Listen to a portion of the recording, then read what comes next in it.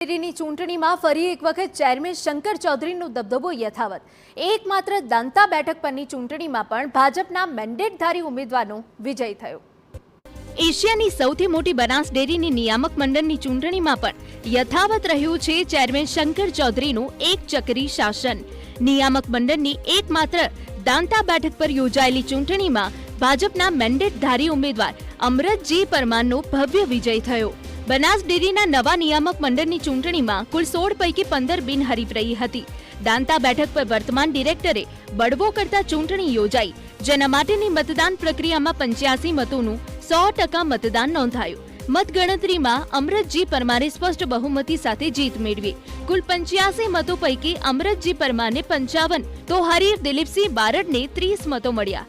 જીત બાદ અમરતજી પરમારે પશુપાલકો તથા પક્ષના નેતાઓનો આભાર વ્યક્ત કર્યો. બનાસ ડેરીની નિયામક મંડળની જે ચૂંટણીની અંદર અમારે આજે ભવ્ય વિજય થયું છે એ બદલ દરેક પશુપાલક અને દરેક સમાજનો હું આભાર વ્યક્ત કરું છું હૃદયથી. તમને કેટલા વોટ મળ્યા? અમને 55 વોટ મળ્યા છે.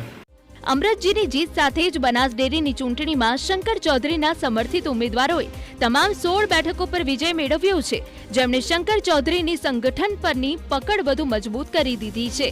Bureau report TV9.